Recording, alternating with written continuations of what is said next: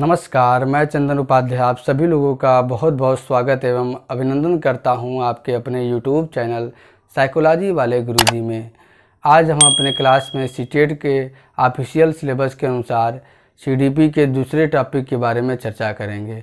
इससे पहले क्लास में हमने सीटेट 2022 सीडीपी के पहले टॉपिक के बारे में चर्चा किया था। ठीक है, आज हम जो है उसी सिलेबस के अनुसार दूसरे टॉपिक के बारे में चर्चा करेंगे। तो जब सीटेट का आप ऑफिशियल सिलेबस देखेंगे तो उसमें दूसरा टॉपिक सीडीपी का है विकास के नियम या सिद्धांत। ठीक है, आखिरकार विकास के नियम या सिद्धांत बनाने की ज़रूरत क्या हुई। ये विकास के नियम या सिद्धांत इसलिए बनाया गया है, जैसा कि आप जानते हैं कि विकास एक जटिल प्रक्रिया है, तो इसको हम आसानी से समझ सकें इसलिए इसको समझने के लिए विकास के नियम या सिद्धांत बनाए गए हैं। ठीक है, तो विकास के नियम या सिद्धांत, कुछ मुख्य नियम या सिद्धांत इस प्रकार हैं आपके सामने। इसके बारे में हम जो है संक्षेप में चर्चा करेंगे, परीक्षा के दृष्टिकोण के हिसाब से चर्चा करेंगे। ठीक है, तो आइए अपने क्लास को हम शुरू करते हैं। सबसे पहला हमारा सिद्धांत है निरंतरता का नियम या परिवर्तन का नियम। ठीक है, यानी कि इस नियम के अनुसार विकास क्या है, निरंतर चलने वाली प्रक्रिया है। अब विकास में परिवर्तन होता है, जब कोई प्रक्रिया निरंतर चलती है तो उसमें परिवर्तन होता है। विकास कब से शुरू होता है, विकास जब बच्चा माँ के गर्भ में रहता है तभी से शुरू होता है, और तब कब तक होता रहता है, कब्र तक, यानी कि जब तक व्यक्ति की मृत्यु नहीं हो जाती तब तक विकास जो है अनवरत निरंतर रूप से चलती रहती है। ठीक है, जैसे कि जब बच्चा माँ के गर्भ में होता है तो एक छोटी सी कोशिका का जब फर्टिलाइजेशन होता है, ठीक है, तो एक छोटी सी कोशिका के रूप में होता है। अब उसके बाद धीरे धीरे उसका विकास होते होते वो पूरा एक शरीर धारण कर लेता है। जैसे जब आप पैदा हुए थे तो आपका कुछ और आकार था। ठीक है, जब आप किशोरावस्था में थे तो आपका कुछ और आकार है, और जब आप जो वृद्ध होंगे तो आपका कुछ और आकार होगा। तो इसलिए विकास क्या है, निरंतर चलने वाली प्रक्रिया है। आपके आकार में परिवर्तन होता है। ठीक है, आप छोटे रहते हैं तो आपका जो है आकार छोटा है, और जैसे जैसे विकास होता है वैसे वैसे आप बड़े होते जाते हैं। आपके सीखने में परिवर्तन होता है। ठीक है, आप छोटे रहते हैं तो आपको ये नहीं पता रहता है कि इस वस्तु का क्या उपयोग है और किस प्रकार से हमको उस वस्तु को प्राप्त कर सकते हैं। जैसे बच्चा छोटा रहता है तो जो है अगर इसको कोई गेंद पकड़ा जाए तो वो पूरे शरीर को जो है मूव करता है, मूव करके जो है गेंद लेता है। लेकिन जब बच्चा बड़ा होता है तो वो सीख जाता है कि जो है हम हाथ के माध्यम से जो है कि इसको पकड़ सकते हैं। ठीक, और विभिन्न प्रकार के व्यवहार कौशलों को भी वो सीखता है। तो इस प्रकार हम कह सकते हैं कि विकास निरंतर चलने वाली प्रक्रिया है और विकास क्या है, परिवर्तनशील है।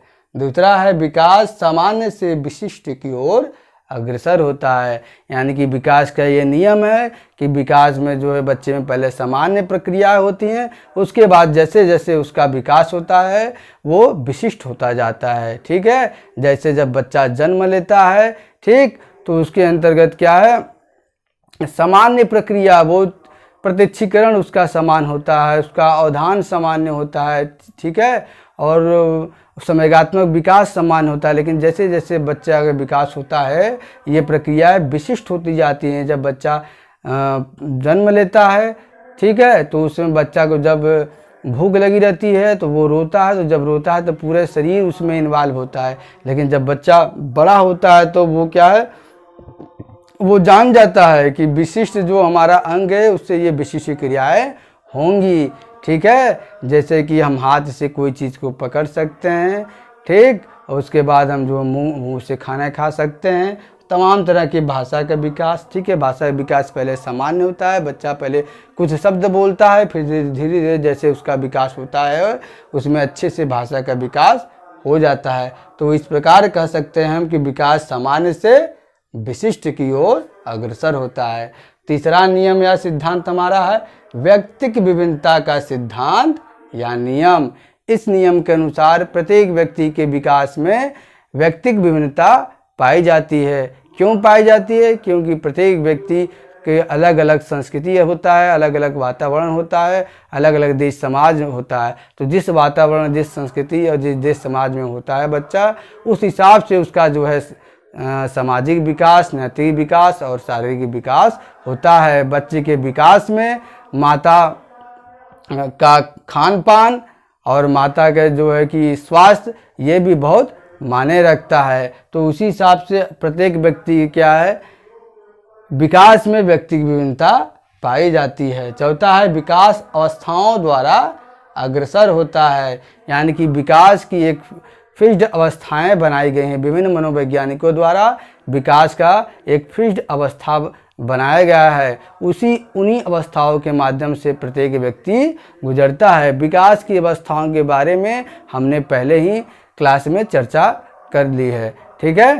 तो जैसे विकास की कुछ अवस्था हैं, जब बच्चा माँ के गर्भ में होता है तो उससे गर्भकालीन अवस्था कहते हैं, जब जन्म लेता है तो उससे शैशवावस्था, फिर थोड़ा बड़ा होता है तो बचपना अवस्था, बाल्यावस्था, किशोरावस्था, ठीक है। तो ये विकास के कुछ निश्चित अवस्थाएं होती जिनके माध्यम से प्रत्येक व्यक्ति गुजरता है। ये नहीं कि कोई व्यक्ति जो है पैदा होते ही किशोरावस्था में पहुंच जाए, उसके बाद बाल्यावस्था है, उसके बाद शैशवावस्था है, ये ऐसा नहीं होता है। विकास के एक निश्चित अवस्था, एक निश्चित नियम होता है, उसी के हिसाब से क्या है प्रत्येक व्यक्ति का शारीरिक विकास, मानसिक विकास, संवेगात्मक विकास और सामाजिक विकास होता है। तो इस प्रकार हम कह सकते हैं कि विकास अवस्थाओं द्वारा अग्रसर होता है।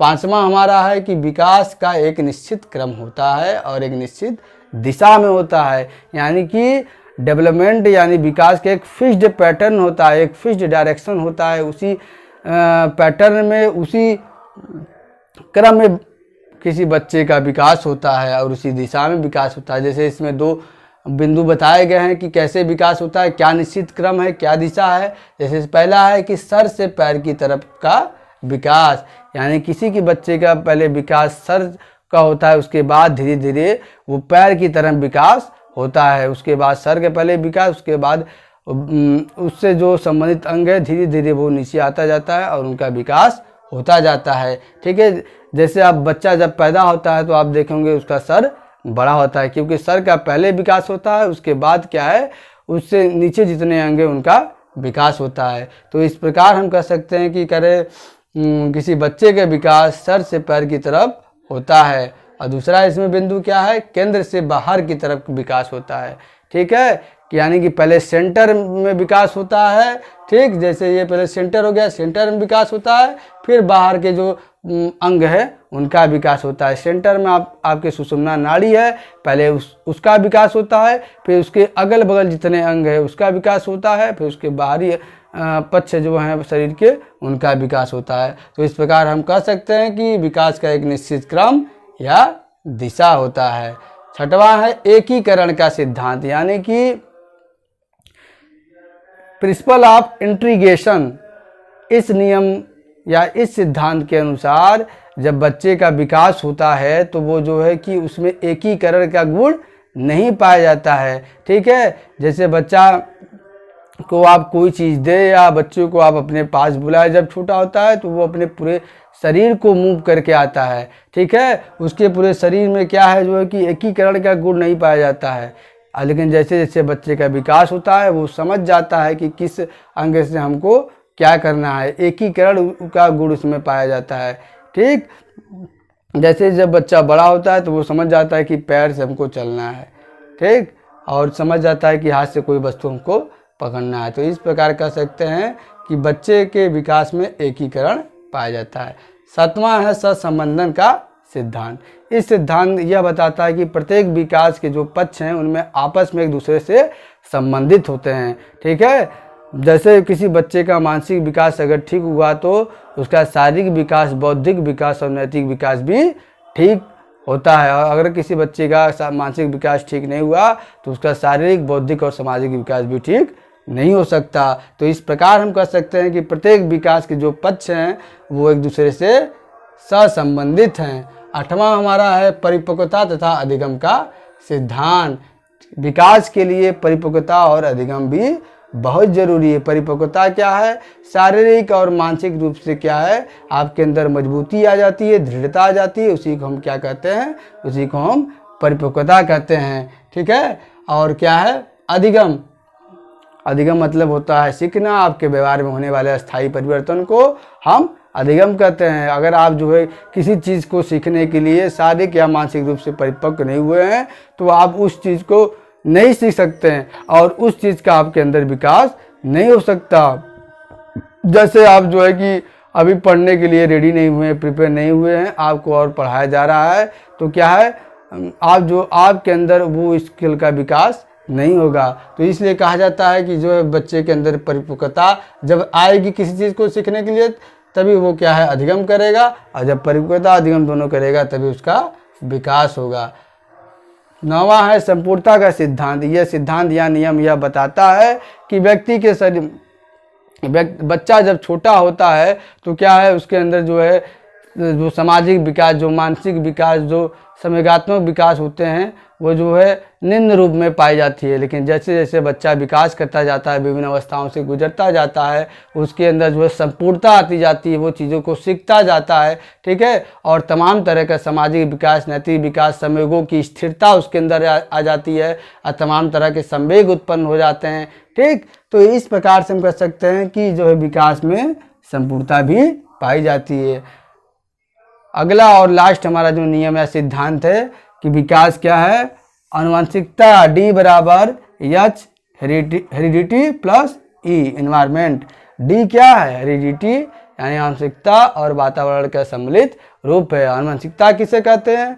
आनुवंशिकता उसे कहते हैं जो माता पिता से हम गुण जो है जीन्स के माध्यम से पीढ़ी दर पीढ़ी स्थानांतरित होते हैं, उसे हम क्या कहते हैं आनुवंशिकता कहते हैं। किसी बच्चे के विकास में आनुवंशिकता का भी मेन रोल होता है, ठीक है। अगर किसी के माता पिता जो है मानसिक रूप से अस्वस्थ हैं तो हो सकता है कि उसका बच्चा भी जो मानसिक रूप से अस्वस्थ हो, ठीक। और क्या वातावरण, हम किसी भी बच्चों को करें जो है उस प्रकार का वातावरण देकर हम जो है उसका अच्छे से विकास कर सकते हैं। जैसे प्रसिद्ध मनोवैज्ञानिक जो है जेबी वाटसन ने कहा था कि आप जो है मुझे बच्चे दे और मैं उनको जो आप कहेंगे मैं बना लूँगा। तो वो किस आधार पे कहते हैं? वो कहते हैं कि मैं उनको अमुक प्रकार का वातावरण देकर उस हिसाब से मैं उनको बना लूँगा। तो इस प्रकार हम कह सकते हैं कि बच्चे के विकास में आनुवंशिकता और वातावरण का क्या है बहुत ज़्यादा रोल है।